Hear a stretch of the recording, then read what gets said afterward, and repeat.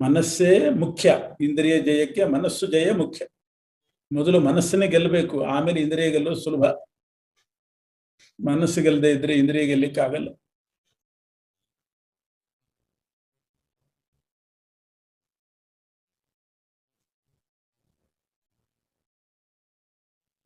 ಮನಯೇವ ಮನುಷ್ಯಾಣಂ ಕಾರಣಂ ಬಂಧ ಮೋಕ್ಷಯೋಹೋ ಅಂತಾರೆ.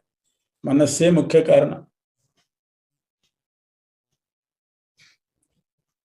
ಪ್ರಾಣಿಗಳಲ್ಲಿ ಯಾರಿಗೆ ಒಳ್ಳೆ ನೆನಪಿನ ಶಕ್ತಿ ಇರ್ತದೋ ಅವರಿಗೆ ಪ್ರಾಧಾನ್ಯ.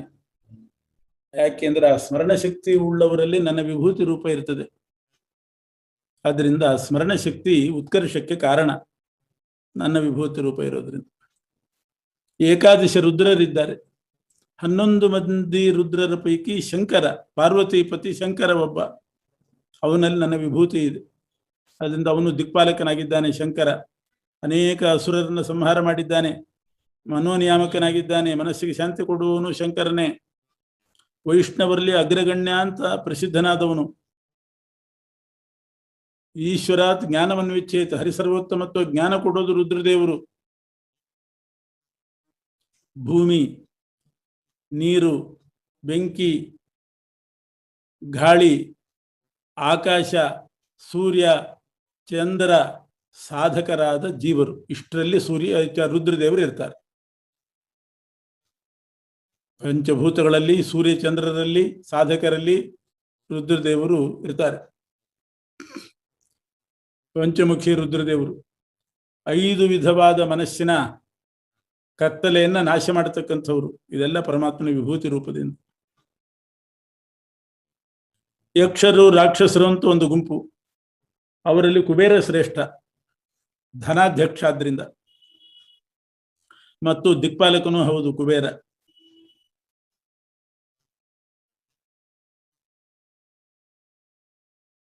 ಎಂಟು ಮಂದಿ ವಸುಗಳದ್ದೊಂದು ಗುಂಪು, ಅಷ್ಟವಸುಗಳು ಅಂತ.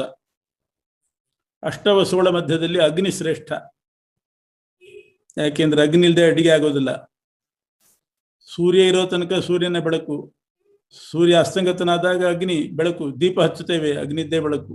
ದೇವತೆಗಳಿಗೆ ಬಾಯಿ, ಅಗ್ನಿ ದೇವತೆಗಳಿಗೆ ಬಾಯಿ ಅಂತ ಲೆಕ್ಕ. ಪಿತೃದೇವತೆಗಳಿಗೆಲ್ಲ ಬ್ರಾಹ್ಮಣರ ಕೈ.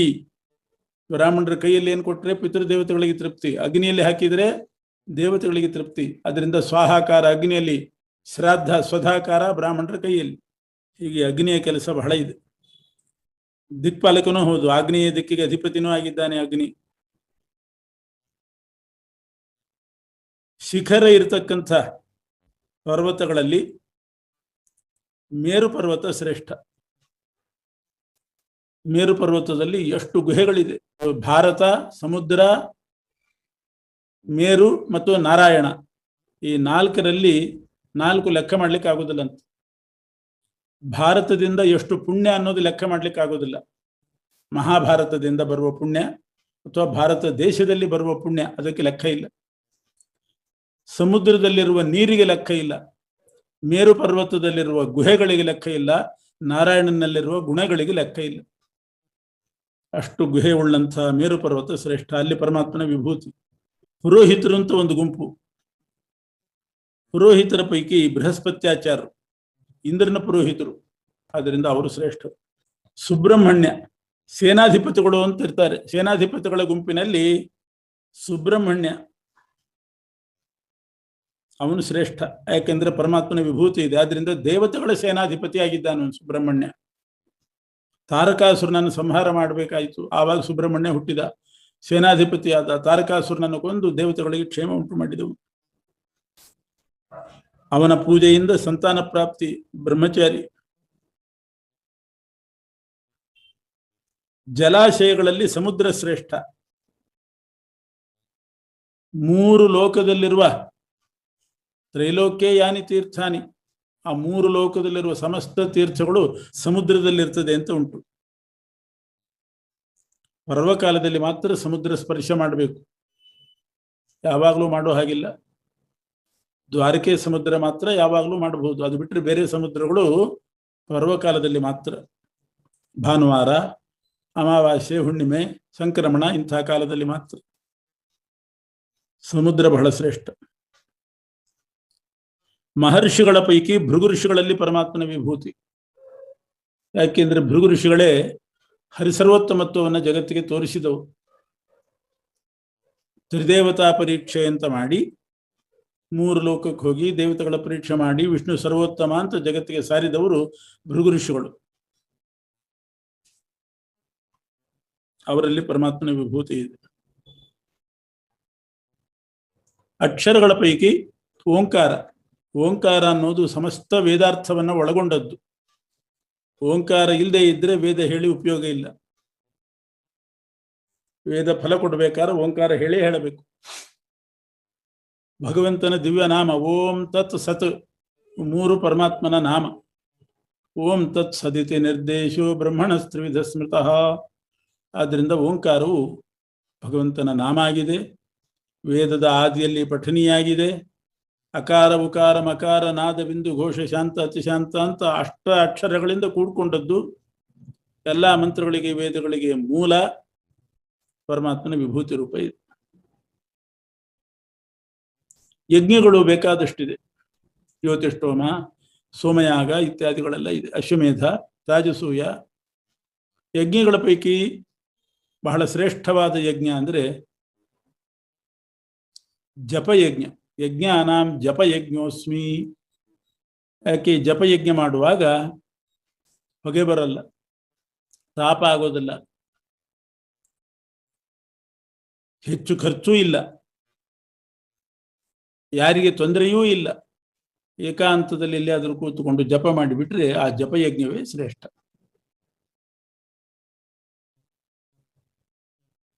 ಆಯಾಸ ಇಲ್ಲ. ಸ್ಥಿರವಾದ ವಸ್ತುಗಳ ಪೈಕಿ ಹಿಮಾಲಯ ಶ್ರೇಷ್ಠ.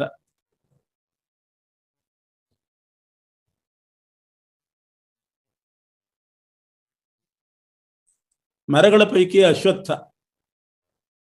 ಯಾಕೆಂದರೆ ಸಂತಾನಪ್ರದ, ಬಹಳ ಮಹತ್ವ ಇದೆ ಅಶ್ವತ್ಥ ವೃಕ್ಷಕ್ಕೆ. ಸಂತಾನವನ್ನು ಕೊಡತಕ್ಕಂತಹ ಮರ. ಆದರೆ ಭಾನುವಾರ ಮಾತ್ರ ಮಾಡಬಾರದು. ಮಂಗಳವಾರ ಶುಕ್ರವಾರವೂ ಕೂಡ ಸರಿಯಲ್ಲ. ಕಲಿಯ ಪತ್ನಿ ಅಲಕ್ಷ್ಮಿ ಅಂತಿದ್ದಾಳೆ, ಅವಳು ಅಶ್ವತ್ಥದ ಬುಡದಲ್ಲಿ ಇರ್ತಾಳೆ. ಆವಾಗ ಬೇರೆ ದಿವಸದಲ್ಲಿ ಭಾನು ಮಂಗಳ ಶುಕ್ರ ಬಿಟ್ಟು ಬೇರೆ ದಿವಸದಲ್ಲಿ ಅಶ್ವತ್ಥ ಪೂಜೆ ಮಾಡಬೇಕು. ಸಂತಾನವನ್ನು ಕೊಡ್ತದೆ. ಶನಿವಾರ ಬಹಳ ವಿಶೇಷ. ಎಲ್ರಿಗೂ ಬೇಕಾದದ್ದು ಸಂತಾನ, ಅದು ಅಶ್ವತ್ಥದಿಂದ ದೊರೆಯುತ್ತದೆ. 3 ಬ್ರಹ್ಮ ರುದ್ರ ಮಹೇಶ್ವರ 3 ದೇವತೆಗಳು ಅಶ್ವತ್ಥದಲ್ಲಿ ಇರ್ತಾರೆ. ಇನ್ನು ದೇವರ್ಷಿಗಳ ಪೈಕಿ ನಾರದರಲ್ಲಿ ಪರಮಾತ್ಮನ ವಿಭೂತಿ. ನಾರದರೇ ಎಲ್ಲ ಕಡೆ ಸಂಚಾರ ಮಾಡಿ ಜ್ಞಾನವನ್ನ ದಾನ ಮಾಡಿದವರು. ಅವರು ಹರಿಸರ್ವೋತ್ತಮತ್ವ ಜ್ಞಾನ, ಹರಿಮಹಿಮೆಯನ್ನು ಪ್ರಚಾರ ಮಾಡಲಿಕ್ಕೆ ತ್ರಿಲೋಕ ಸಂಚಾರಿಗಳಾಗಿದ್ದಾರೆ. ಗಂಧರ್ವರು ಅಂತ ಒಂದು ಗುಂಪಿದೆ. ಗಂಧರ್ವರ ಗುಂಪಿನಲ್ಲಿ ಚಿತ್ರರಥ ಅಂತ ಇದ್ದಾನೆ, ಅವನು ಶ್ರೇಷ್ಠ. ಸಿದ್ಧ ಪುರುಷರು ಅಂತ ಇದ್ದಾರೆ. ಅಣಿಮಾ ಮಹಿಮಾ ಚೈವ ಗರಿಮಾ ಲಘಿಮಾ ತಥಾ ಪ್ರಾಪ್ತಿ ಪ್ರಾಕಾಮಿಮೀಶಿತ್ವಂ ವಸಿತ್ವಂಚ ಅಷ್ಟಸಿದ್ಧಯ ಅಂತ ಬೇಕಾದಾಗ ದೇಹ ಸಣ್ಣದು ಮಾಡ್ಕೊಳ್ತಾರೆ, ದೊಡ್ಡದು ಮಾಡ್ಕೊಳ್ತಾರೆ, ಭಾರ ಮಾಡ್ಕೊಳ್ತಾರೆ, ಹಗುರ ಮಾಡ್ಕೊಳ್ತಾರೆ. ಎಷ್ಟು ದೂರ ಬೇಕಾದರೂ ಹೋಗ್ತಾರೆ. ಇನ್ನೊಬ್ಬರ ಬಳಿ ಕ್ಷಣಾರ್ಧದಲ್ಲಿ ಮತ್ತೊಬ್ಬರ ಬಳಿ ಹೋಗುವಂತಹ ಶಕ್ತಿ ಇರ್ತದೆ. ಇಚ್ಛಾನುಗುಣವಾಗಿ ಸಂಚಾರ ಮಾಡ್ತಾರೆ. ಎಲ್ಲರ ಮೇಲೆ ನಿಯಂತ್ರಣ ಇರ್ತದೆ ಅವರಿಗೆ. ಇದೆಲ್ಲ ಸಿದ್ಧಿ. ಒಂದು ಮಾತು ಹೇಳಿದರೆ ಎಲ್ಲರೂ ಕೇಳಬೇಕು, ಆ ಥರ ಸಿದ್ಧಿ ಇರ್ತದೆ. ಎದುರಾಡುವವರೇ ಇರೋದಿಲ್ಲ. ಇಂಥ ಸಿದ್ಧ ಪುರುಷರು, ಸಿದ್ಧಿಯುಳ್ಳ ಪುರುಷರಲ್ಲಿ ಕಪಿಲ ಮುನಿ, ಪರಮಾತ್ಮ ಸಾಕ್ಷಾತ್ ಕಪಿಲ ಮುನಿಯೇ ಆಗಿದ್ದಾನೆ. ಇಲ್ಲಿ ಈ ವಿಭೂತಿ ಹೇಳುವಾಗ ಕೆಲವು ತಾನೇ ಆಗಿದ್ದಾನೆ, ಕೆಲವು ಕಡೆ ತಾನಿದ್ದಾನೆ, ಇಷ್ಟು ವ್ಯತ್ಯಾಸ. ಕಪಿಲನಲ್ಲಿ ತಾನಿದ್ದೇನೆ ಅಂತ ಅರ್ಥ ಅಲ್ಲ. ಇಲ್ಲಿ ಕಪಿಲ ನಾನೇ ಕಪಿಲ. ಆದಿತ್ಯರ ಪೈಕಿ ವಿಷ್ಣು ನಾನೇ ಅಂತ ಹೇಳಿದ ಹಾಗೆ ಹೇಳಬೇಕು. ಕುದುರೆಗಳು ಅಂತ ಒಂದು ಪ್ರಾಣಿ. ಕುದುರೆಗಳ ಗುಂಪಿನಲ್ಲಿ ಉಚ್ಚೈಶ್ರವ, ಇಂದ್ರನ ಕುದುರೆ, ಅದು ಬಹಳ ಶ್ರೇಷ್ಠ. ಕ್ಷೀರ ಸಮುದ್ರದಿಂದ ಹುಟ್ಟಿದ್ದದು, ಅಮೃತದ ಜೊತೆಗೆ ಹುಟ್ಟಿದಂತಹದ್ದು. ಕ್ಷೀರ ಸಮುದ್ರದಿಂದ ಹುಟ್ಟಿದ ಕುದುರೆ. ಹಾಗೆ ಆನೆಗಳ ಗುಂಪಿನಲ್ಲಿ ಐರಾವತ. ಮನುಷ್ಯರುಗಳ ಮಧ್ಯದಲ್ಲಿ ರಾಜ ಶ್ರೇಷ್ಠ. ಮನುಷ್ಯರನ್ನ ಆಳುವವನು ಅವನು. ಅಲ್ಲಿ ಪರಮಾತ್ಮನ ವಿಭೂತಿ. ಆಯುಧಗಳ ಮಧ್ಯದಲ್ಲಿ ವಜ್ರಾಯುಧದಲ್ಲಿ ವಿಭೂತಿ ಇದೆ. ಆದ್ರಿಂದ ವಜ್ರಾಯುಧ ಏನು ಬೇಕಾದರೂ ಮಾಡ್ತದೆ. ಪರ್ವತಗಳನ್ನೇ ಪುಡಿ ಮಾಡುವಂತಹ ಶಕ್ತಿ ವಜ್ರಾಯುಧಕ್ಕೆ, ಭಗವಂತನ ವಿಭೂತಿ ರೂಪ ಇದೆ. ಹಾಲು ಕೊಡ್ತಕ್ಕಂಥ ಧೇನುಗಳ ಮಧ್ಯದಲ್ಲಿ ಕಾಮಧೇನು ಶ್ರೇಷ್ಠ, ಅಲ್ಲಿ ವಿಭೂತಿ ಇದೆ. ಯಾಕೆಂದ್ರೆ ಅದು ಹಾಲು ಮಾತ್ರ ಕೊಡೋದಲ್ಲ, ಬೇಕಾದ್ರೆ ಮೊಸರು ಕೊಟ್ಟು ಬಿಡ್ತದೆ, ತುಪ್ಪ ಕೊಡ್ತದೆ, ಬೆಣ್ಣೆ ಕೊಡ್ತದೆ, ಕೇಳಿದ್ದೆಲ್ಲ ಕೊಡ್ತದೆ. ಆದ್ರಿಂದ ಕಾಮಧೇನು ಬಹಳ ವಿಚಿತ್ರವಾದ್ದು, ಅಲ್ಲಿ ಭಗವಂತನ ವಿಭೂತಿ ಇದೆ. ಸುಖಗಳ ಪೈಕಿ, ಮನುಷ್ಯ ಅನುಭವಿಸುವ ಸುಖಗಳ ಪೈಕಿ ಕಾಮಸುಖ ಶ್ರೇಷ್ಠ. ಆ ಕಾಮಸುಖದಲ್ಲಿ ಭಗವಂತನ ವಿಭೂತಿ ಇದೆ. ಸರ್ಪಗಳ ಮಧ್ಯದಲ್ಲಿ ವಾಸುಕಿ. ಸರ್ಪ ಅಂದ್ರೆ ಒಂದು ಹೆಡೆ ಇರುವ ಹಾವುಗಳಿಗೆ ಸರ್ಪ ಅಂತಾರೆ. ಅವುಗಳ ಮಧ್ಯದಲ್ಲಿ ವಾಸುಕಿ ಶ್ರೇಷ್ಠ. ಅನೇಕ ಹೆಡೆಗಳಿದ್ರೆ ಅದಕ್ಕೆ ನಾಗ ಅಂತ ಕರೀತಾರೆ. ಶೇಷದೇವರು ಶ್ರೇಷ್ಠ, ಭೂಮಿಯನ್ನು ಹೊತ್ತವರು. ಜಲಚರ ಪ್ರಾಣಿಗಳ ಪೈಕಿ, ನೀರಿನಲ್ಲಿ ಇರುವಂತಹ ಜಲಚರ ಪ್ರಾಣಿಗಳ ಪೈಕಿ ವರುಣದೇವರು. ಪಿತೃದೇವತೆಗಳು ಅಂತ ಇದ್ದಾರೆ ಒಂದು ಗುಂಪು. ಆ ಪಿತೃದೇವತೆಗಳ ಗುಂಪಿನಲ್ಲಿ ಅರಿಯಮ ಅಂತ ಒಬ್ಬ ಪಿತೃದೇವತೆ, ಅವನು ಶ್ರೇಷ್ಠ, ಅಲ್ಲಿ ಭಗವಂತನ ವಿಭೂತಿ. ಶಿಕ್ಷೆ ಕೊಡತಕ್ಕಂಥ ಶಿಕ್ಷಕರು, ಪಾಠ ಹೇಳೋರು ಅಂತ ಅರ್ಥ ಅಲ್ಲ, ಶಿಕ್ಷೆ ಕೊಡುವವರು, ಅವರ ಮಧ್ಯದಲ್ಲಿ ಯಮದೇವರು ಶ್ರೇಷ್ಠ. ದೈತ್ಯಗಳ ಗುಂಪಿನಲ್ಲಿ ಪ್ರಹ್ಲಾದ ಶ್ರೇಷ್ಠ, ವಿಭೂತಿ ಇದೆ. ಆದ್ದರಿಂದ ಯಾರಿಗೂ ಏನೂ ಮಾಡ್ಲಿಕ್ಕೆ ಆಗ್ಲಿಲ್ಲ ಪ್ರಹ್ಲಾದನನ್ನ, ಭಗವಂತನ ವಿಭೂತಿ ಪಾತ್ರನಾಗಿದ್ದಾನೆ. ಪಾಪಿಗಳನ್ನ ಬಂಧನ ಮಾಡಿ ಯಮನ ಹತ್ರ ಒಯ್ಯುವವರಿದ್ದಾರೆ, ಬಂಧಕರು. ಅವರಲ್ಲಿ ಕಾಲ ಅಂತ ಒಬ್ಬ ದೇವತೆ ಇದ್ದಾನೆ. ಬಂಧಕರಲ್ಲಿ ಕಾಲದೇವತೆ, ಕಾಲನಾಮಕ ದೇವತೆ ಶ್ರೇಷ್ಠ, ಅಲ್ಲಿ ವಿಭೂತಿ ಇದೆ. ಮೃಗಗಳಲ್ಲಿ ಕಾಡಿನಲ್ಲಿರತಕ್ಕಂಥ ಮೃಗಗಳ ಪೈಕಿ ಸಿಂಹ ಶ್ರೇಷ್ಠ, ಅದಕ್ಕೆ ಮೃಗರಾಜ ಅಂತಲೇ ಹೆಸರು. ಅಲ್ಲಿಯೂ ಭಗವಂತನ ವಿಭೂತಿ ಇದೆ. ವಕ್ಷಿಗಳ ಮಧ್ಯದಲ್ಲಿ ಗರುಡ ವಿಭೂತಿ ಪಾತ್ರನಾಗಿದ್ದಾನೆ.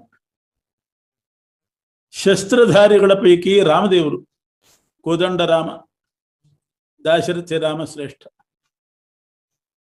ಜಲಚರ ಪ್ರಾಣಿಗಳು, ಮತ್ಸ್ಯಗಳು ಅಂತ, ಆ ಮತ್ಸ್ಯ ಜಾತಿಯಲ್ಲಿ ಮಕರ ಅಂತ ಅನ್ನುವಂತಹದ್ದೊಂದಿದೆ, ಅದು ಮೊಸಳೆ, ಅದು ಶ್ರೇಷ್ಠ. ನದಿಗಳ ಮಧ್ಯದಲ್ಲಿ, ನದಿಗಳ ಪೈಕಿ ಭಾಗೀರಥಿಯಲ್ಲಿ ವಿಭೂತಿ ಇದೆ. ಗಂಗಾ ನದಿಯಲ್ಲಿ ಭಗವಂತನ ವಿಭೂತಿ. ಆದ್ದರಿಂದ ಗಂಗಾ ನದಿ ಬಹಳ ಸರ್ವೋತ್ತಮವಾದ ನದಿ.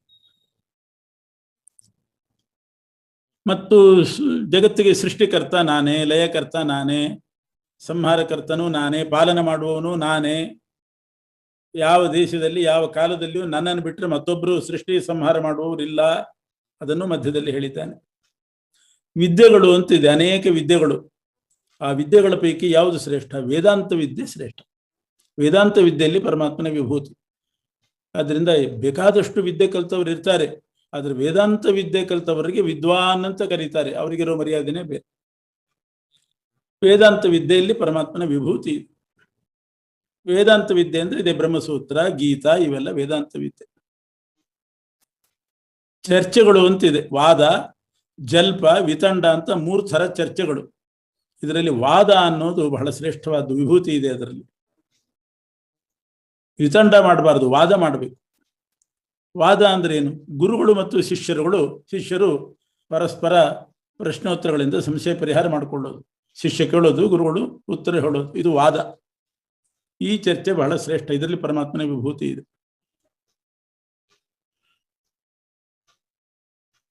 ಮಂತ್ರಗಳಲ್ಲಿ ಓಂಕಾರ ಇದ್ದ ಹಾಗೆ ಅಕ್ಷರಗಳಲ್ಲಿ ಅಕಾರ ಶ್ರೇಷ್ಠ.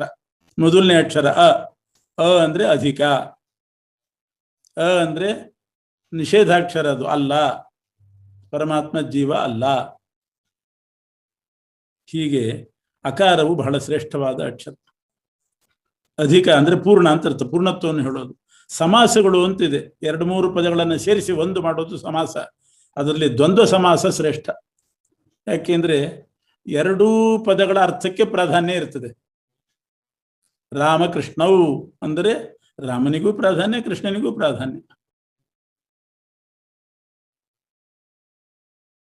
ಹೀಗೆ ದ್ವಂದ್ವ ಸಮಾಸ ಶ್ರೇಷ್ಠವಾದ. ಪರಮಾತ್ಮನಿಗೆ ಅಕ್ಷಯ ಅಂತ ಹೆಸರು, ಕ್ಷಯ ಇಲ್ಲ. ಧಾತ ಅಂತ ಹೆಸರು, ರಕ್ಷಣೆ ಮಾಡೋದ್ರಿಂದ. ಎಲ್ಲ ದಿಕ್ಕಿನಲ್ಲಿ ವ್ಯಾಪ್ತನಾದ್ರಿಂದ ವಿಶ್ವತೋಮುಖ.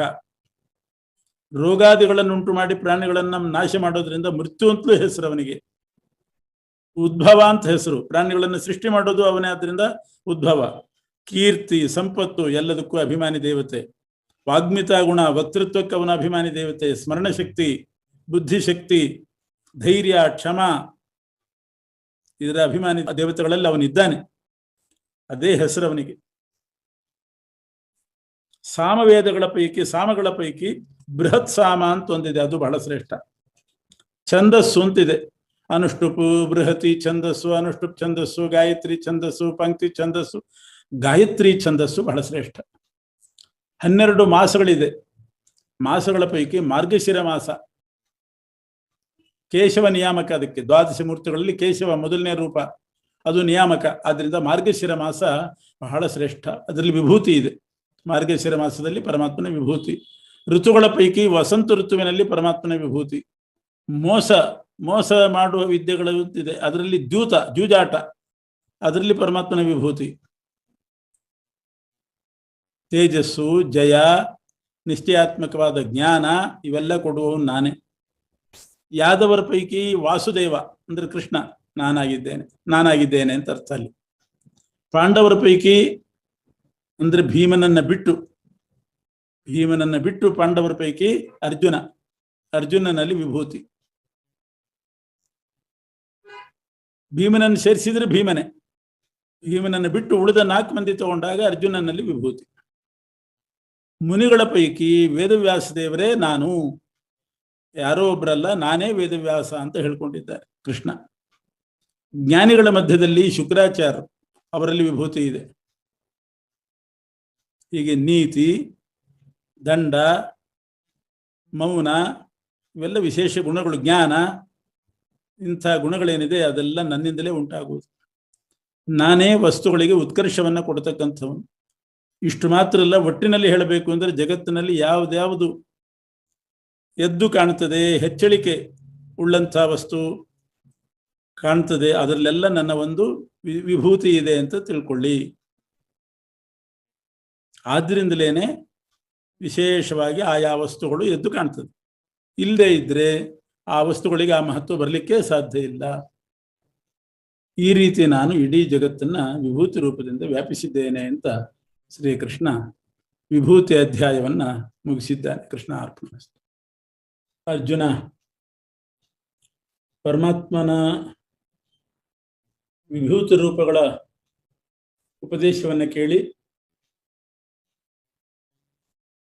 ಮತ್ತೆ ಕೃಷ್ಣನಲ್ಲಿ ಪ್ರಾರ್ಥನೆ ಮಾಡ್ತಾ ಇದ್ದಾನೆ.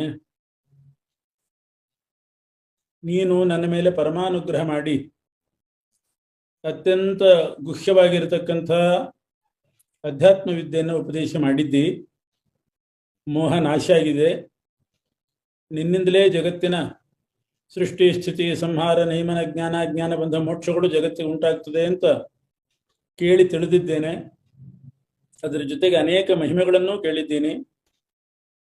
ಆದರೆ ನೀನೇನು ಹೇಳಿದ್ದಿ, ಇಂಥ ಮಹಿಮೋಪೇತವಾಗಿರ್ತಕ್ಕಂಥ ನಿನ್ನ ವಿಶಿಷ್ಟವಾದ ರೂಪವನ್ನು ನೋಡಬೇಕು ಅಂತ ನನಗೆ ಇಚ್ಛೆ. ಅದು ನನಗೆ ನೋಡಲಿಕ್ಕೆ ಸಾಧ್ಯವಿದ್ದರೆ ಅನುಗ್ರಹ ಮಾಡಿ ನೀನು ನನಗೆ ನಿನ್ನ ಐಶ್ವರ್ಯೋಪೇತವಾದ ಅಂದರೆ ಈ ವೈಭವೋಪೇತವಾಗಿರ್ತಕ್ಕಂಥ ರೂಪವನ್ನು ತೋರಿಸು ಅಂತ ಪ್ರಾರ್ಥನೆ ಮಾಡಿದೆ. ಶ್ರೀಕೃಷ್ಣ ಹೇಳ್ತಾನೆ, ಅರ್ಜುನ ತೋರಿಸ್ತೇನೆ. ಒಂದೇ ರೂಪ ಅಲ್ಲ, ನನ್ನ 100 ಸಾವಿರಾರು ಅನಂತ ರೂಪಗಳನ್ನು ತೋರಿಸ್ತೇನೆ.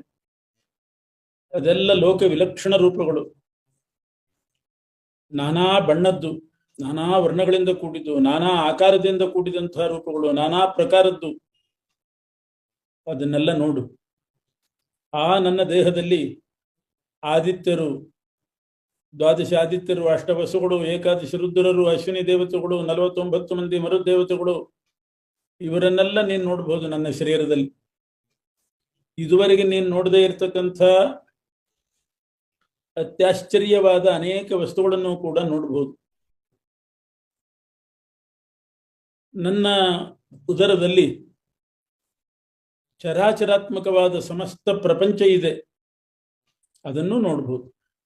ಒಟ್ಟು ನೀನು ಏನೇನು ನೋಡ್ಲಿಕ್ಕೆ ಬಯಸ್ತೀಯ ಅದನ್ನೆಲ್ಲ ನನ್ನ ಶರೀರದಲ್ಲಿ ನೋಡ್ಬೋದು, ಎಲ್ಲದಕ್ಕೂ ನಾನೇ ಆಧಾರ. ಆದರೆ ಈ ಮಾಂಸದ ಚಕ್ಷುಸ್ಸಿನಿಂದ ನೀನು ನನ್ನನ್ನು ನೋಡ್ಲಾರಿ. ಅದಕ್ಕೋಸ್ಕರ ನಾನು ನಿನಗೆ ದಿವ್ಯವಾಗಿರ್ತಕ್ಕಂಥ ಚಕ್ಷುಸ್ಸನ್ನು ಕೊಡ್ತೇನೆ. ದಿವ್ಯಂ ದದಾಮಿ ತೇ ಚಕ್ಷು ಪಶ್ಯಮೇ ಯೋಗಮೈಶ್ವರಂ. ಆ ದಿವ್ಯ ಚಕ್ಷುಸ್ಸಿನಿಂದ ನನ್ನ ಸ್ವರೂಪವನ್ನು ನೋಡು. ಅನಂತಾನಂತ ಕಣ್ಣುಗಳು, ಅನಂತಾನಂತ ಮುಖಗಳು, ಅನಂತಾನಂತ ಅವಯವಗಳು, ಅನಂತ ದಿವ್ಯ ಆಭರಣಗಳು, ಲೋಕವಿಲಕ್ಷಣವಾದ ಆಭರಣಗಳು, ದಿವ್ಯ ಆಯುಧಗಳು, ಅನಂತ ಆಯುಧಗಳು, ದಿವ್ಯವಾದ ಅನಂತವಾದ ಮಾಲೆ, ವಸ್ತ್ರ, ಅದ್ಭುತವಾದ ಗಂಧವನ್ನು ಧರಿಸಿದಂಥ ರೂಪಗಳು. ಇಂಥ ರೂಪವನ್ನ ತೋರಿಸಿದ ಕೃಷ್ಣ. ಅರ್ಜುನ ಅದನ್ನು ನೋಡಿದ. ಆ ರೂಪಕ್ಕೆ ಎಷ್ಟು ಪ್ರಕಾಶ ಇತ್ತು ಅಂತಂದ್ರೆ, 1000 ಸೂರ್ಯರು, ಸಹಸ್ರ ಸೂರ್ಯರು ಏಕಕಾಲದಲ್ಲಿ ಉದಯಿಸಿದರೆ ಎಷ್ಟು ಪ್ರಕಾಶವೋ ಅಂಥ ಪ್ರಕಾಶ ಕೃಷ್ಣನ ಆ ಪ್ರಕಾಶಕ್ಕೆ, ಆ ರೂಪದ ಪ್ರಕಾಶಕ್ಕೆ ಇತ್ತು. ಕಣ್ಣು ಕುಕ್ಕುವಂತಹ ಪ್ರಕಾಶ. ಅನಂತ ಸೂರ್ಯರು ಏಕಕಾಲದಲ್ಲಿ ಉದಯಿಸಿದಾಗ ಬರುವ ಪ್ರಕಾಶ, ಒಬ್ಬ ಸೂರ್ಯನನ್ನೇ ನೋಡ್ಲಿಕ್ಕೆ ಆಗುವುದಿಲ್ಲ, ಅನಂತ ಸೂರ್ಯರ ಪ್ರಕಾಶದಷ್ಟು ಪ್ರಕಾಶ. ಆ ಕೃಷ್ಣನ ಉದರದಲ್ಲಿ ಅನಂತ ಪ್ರಪಂಚವನ್ನ ನೋಡಿದ್ದಾನೆ. ಅನಂತ ಪದಾರ್ಥಗಳು ಒಂದಕ್ಕಿಂತ ಒಂದು ಭಿನ್ನ ಭಿನ್ನವಾಗಿದೆ. ಅಂತಹ ರೂಪವನ್ನು ನೋಡಿ ರೋಮಾಂಚಗೊಂಡ. ತನಗರಿವಿಲ್ಲದಂತೆ ಶಿರಸಾ ದಂಡ ಪ್ರಣಾಮ ಮಾಡಿ ನಮಸ್ಕಾರ ಮಾಡಿದ, ಕೈ ಜೋಡಿಸಿದ, ಕೃಷ್ಣನನ್ನ ಪ್ರಾರ್ಥನೆ ಮಾಡ್ತಾ ಇದ್ದಾನೆ. ದಿವ್ಯ ಚಕ್ಷುಸ್ಸಿನಿಂದ ನೋಡಿದ ಈ ರೂಪಗಳು, ಈ ಪರಮಾತ್ಮನ ಮಹಿಮೆ, ಅವನ ವಸ್ತ್ರ, ಅವನ ಆಯುಧ, ಅವನ ಆಭರಣ, ಅವನ ಉದರದಲ್ಲಿರ್ತಕ್ಕಂಥ ಪ್ರಪಂಚ, ಭಿನ್ನ ಭಿನ್ನವಾದ ಪ್ರಪಂಚ, ಇದೆಲ್ಲ ಸತ್ಯನೇ ತಾನೆ, ಯಾವುದು ಸುಳ್ಳಲ್ಲ, ಭ್ರಾಂತಿ ಕಲ್ಪಿತ ಅಲ್ಲ. ಯಾಕೆ? ಮಾಂಸದ ಕಣ್ಣಿಗೆ ಭ್ರಾಂತಿ ಬರಬಹುದು, ದಿವ್ಯ ಚಕ್ಷುಸ್ಸಿನಿಂದ ನೋಡಿದ್ದಾದ್ರಿಂದ ಇದು ಭ್ರಮೆ ಆಗಲಿಕ್ಕೆ ಸಾಧ್ಯ ಇಲ್ಲ. ಸತ್ಯಭೂತವಾದ ಯಥಾರ್ಥವಾದ ಪ್ರಪಂಚವನ್ನೇ, ಪರಮಾತ್ಮನ ಗುಣಗಳನ್ನೇ ನೋಡಿದ್ದಾನೆ. ಆದ್ದರಿಂದ ಭಗವದ್ಗೀತೆಯ ಈ ಪ್ರಸಂಗ ನೋಡಿದರೆ ಪರಮಾತ್ಮ ನಿರ್ಗುಣ ಅನ್ನೋದರಲ್ಲಿ ಗೀತೆಗೆ ತಾತ್ಪರ್ಯವಿಲ್ಲ. ಪರಮಾತ್ಮ ಗುಣಪೂರ್ಣ, ಜಗತ್ತು ಸತ್ಯ, ಇದೇ ಗೀತೆಯ ಸಿದ್ಧಾಂತ. ಗೀತೆಯು ಜಗನ್ಮಿಥ್ಯಾತ್ವ ಹೇಳುತ್ತದೆ, ಪರಮಾತ್ಮನನ್ನ ನಿರ್ಗುಣ ಅಂತ ಹೇಳುತ್ತದೆ ಅನ್ನುವಂಥದ್ದು ವಾದ. ಅದು ಇದಕ್ಕೆ ವಿರುದ್ಧ ಆಗ್ತದೆ. ದಿವ್ಯ ಚಕ್ಷುಸ್ಸಿನಿಂದ ನೋಡಿದ ಪ್ರಪಂಚ ಎಂಥದ್ದು, ಭಗವಂತ ಎಂಥವನು, ಗುಣಪೂರ್ಣ, ಸತ್ಯವಾದ ಪ್ರಪಂಚ. ಅದರಿಂದ ಗೀತೆಯ ತಾತ್ಪರ್ಯ ಏನು ಅಂತ ಅನ್ನೋದು ಸಿದ್ಧವಾಯಿತು. ಅರ್ಜುನ ಆ ವಿಶ್ವರೂಪವನ್ನು ದರ್ಶನ ಮಾಡ್ತಾ ತನಗಾದ ಅನುಭವವನ್ನು ಕೃಷ್ಣನಲ್ಲಿ ನಿವೇದನೆ ಮಾಡ್ತಾ ಇದ್ದಾನೆ. ಕೃಷ್ಣ, ನಿನ್ನ ಈ ವಿಶ್ವರೂಪದಲ್ಲಿ, ನಿನ್ನ ದೇಹದಲ್ಲಿ ಚತುರ್ಮುಖ ಬ್ರಹ್ಮದೇವರನ್ನ ನೋಡಿದ್ದೇನೆ. ಬ್ರಹ್ಮದೇವರಿಗೆ ನೀನು ಆಶ್ರಯ, ನಿನ್ನನ್ನು ಆಶ್ರಯಿಸಿದ್ದಾರೆ ಅನ್ನೋದನ್ನ ಕಂಡಿದ್ದೇನೆ. ಆ ಚತುರ್ಮುಖ ಬ್ರಹ್ಮದೇವರ ತೊಡೆಯಲ್ಲಿ ರುದ್ರದೇವರು ಕೂತಿದ್ದಾರೆ. ರುದ್ರೋ ಬ್ರಹ್ಮಾಣಮಾಶ್ರಿತ. ರುದ್ರದೇವರು ಚತುರ್ಮುಖನ ಆಶ್ರಯಿಸಿ ಕೂತಿದ್ದಾರೆ, ಚತುರ್ಮುಖ ನಿನ್ನ ದೇಹದಲ್ಲಿ ಆಶ್ರಯಿಸಿದ್ದಾನೆ. ಆ ರುದ್ರಾದಿ ದೇವರನ್ನ ಆಶ್ರಯಿಸಿ ಎಲ್ಲ ದೇವತೆಗಳು ಇದ್ದಾರೆ, ಋಷಿಗಳಿದ್ದಾರೆ, ಸರ್ಪಗಳು, ಚರಾಚರಾತ್ಮಕ ಸಮಸ್ತ ಪ್ರಾಣಿಗಳು, ಇದೆಲ್ಲ ನನಗೆ ಕಾಣಿಸ್ತಾ ಇದ್ದಾರೆ. ಜಗದೀಶ್ವರ, ನಿನ್ನ ಕೈ 2 ಅಲ್ಲ 4 ಅಲ್ಲ, ಅನಂತ ಬಾಹುಗಳನ್ನ ನೋಡ್ತಾ ಇದ್ದೇನೆ, ಅನಂತ ಉದರಗಳು, ಅನಂತ ಮುಖ, ಅನಂತ ನೇತ್ರ. ಎಲ್ಲಿ ನೋಡಿದ್ರು, ಹಿಂದೆ ಮುಂದೆ ಆ ಕಡೆ ಈ ಕಡೆ 2 ಪಾರ್ಶ್ವ, ಎಲ್ಲಿ ನೋಡಿದ್ರು ನಿನ್ನ ರೂಪಗಳೇ ನನಗೆ ಕಾಣಿಸ್ತಾ ಇದೆ. 100,000 ರೂಪ ತೋರಿಸ್ತೇನೆ ಎಂದಿದ್ದೆಲ್ಲ, ಅದನ್ನೆಲ್ಲ ನೋಡ್ತಾ ಇದ್ದೇನೆ. ಎಲ್ಲರ ದೇಹದಲ್ಲಿ ನೀನು ವ್ಯಾಪಿಸಿದ್ದಿ. ನಿನ್ನ ಪ್ರತಿಯೊಂದು ರೂಪದಲ್ಲಿಯೂ ಕೂಡ ತಲೆಯಲ್ಲಿ ಕಿರೀಟ, ಕೈಯಲ್ಲಿ ಗದೆ, ಚಕ್ರಗಳು, ಇದೆಲ್ಲ ಆಯುಧಗಳು ಕಾಣಿಸ್ತಾ ಇದೆ.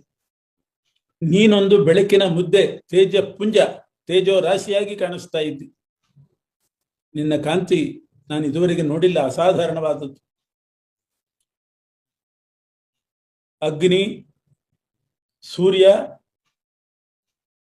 ಅವರ ಪ್ರಭೆ ಹೇಗಿರ್ತದೆ, ಅಂಥ ಪ್ರಭೆ, ಸಾವಿರಾರು ಸೂರ್ಯ, ಸಾವಿರಾರು ಅಗ್ನಿಯ ಪ್ರಭೆ, ಅಂಥ ಪ್ರಭೆ ನಿನ್ನಲ್ಲಿ ನೋಡ್ತಾ ಇದ್ದೇನೆ.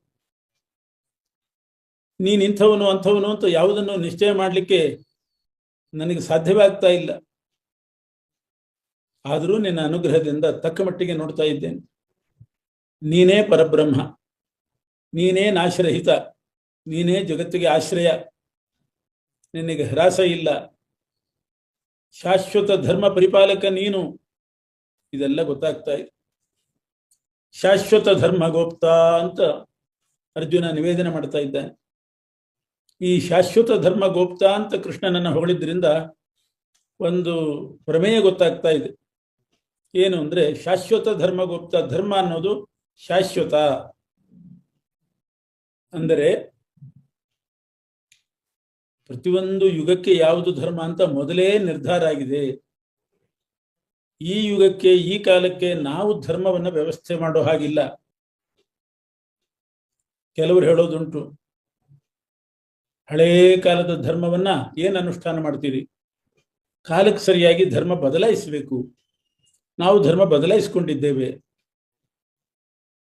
ಅಂಗಿಯನ್ನ, ಹಳೇ ಅಂಗಿಯನ್ನ ಈಗ ಹಾಕೊಳ್ಳಿಕ್ಕೆ ಸಾಧ್ಯನಾ? ಹುಡುಗರಾಗಿದ್ದಾಗ ಹಾಕೊಳ್ಳುವ ಅಂಗಿಯನ್ನ ಈಗ ಹಾಕೊಳ್ಳಿಕ್ಕೆ ಸಾಧ್ಯನಾ? ಅಂಗಿಯನ್ನ ಬದಲಾಯಿಸ್ತೇವೆ, ಅದು ನಮಗೆ ಹಿಡಿಸೋದಿಲ್ಲ. ಬದಲಾಯಿಸ್ತೇವೆ, ಅಂಗಿ ಚಡ್ಡಿ ಎಲ್ಲ ಬದಲಾಯಿಸ್ತೇವೆ. ಅದರಂತೆ ಧರ್ಮವನ್ನು ಕೂಡ ಕಾಲ ಕಾಲಕ್ಕೆ ಬದಲಾಯಿಸಬೇಕು. ಅದರಿಂದ ನಾವು ಈಗಿನ ಕಾಲಕ್ಕೆ ಅನುಕೂಲವಾಗಿ ಧರ್ಮ ಮಾಡ್ಕೋತೇವೆ, ಯಾಕೆ ಮಾಡಬಾರ್ದು ಅಂತ ದೃಷ್ಟಾಂತ ಕೊಟ್ಟು ಹೇಳ್ತಾರೆ. ಮಕ್ಕಳಾಗಿದ್ದಾಗ ಹಾಕೊಳ್ಳುವ ಅಂಗಿಯನ್ನ ಈಗ ತಾರುಣ್ಯದಲ್ಲಿ, ವೃದ್ಧಾಪ್ಯದಲ್ಲಿ ಹಾಕೊಳ್ಳಿಕ್ಕೆ ಆಗ್ತದೋ ಅಂತ. ಅದಕ್ಕೆ ಕೃಷ್ಣನೇ ಗೀತೆಯಲ್ಲಿ ಹೇಳುವಾಗ ಅರ್ಜುನ ಏನು ಹೊಗಳಿದ್ದಾನೆ ಅಂತ ತೋರಿಸ್ತಾ ಇದ್ದಾನೆ. ಶಾಶ್ವತ ಧರ್ಮ ಗೋಪ್ತ. ಧರ್ಮ ಅನ್ನೋದು ಅಂಗಿಯನ್ನ ಬದಲಾಯಿಸಿದಂತೆ ಕಾಲ ಕಾಲಕ್ಕೆ ಆ ವ್ಯಕ್ತಿಗಳು ಬದಲಾಯಿಸುವಂತಹದ್ದಲ್ಲ.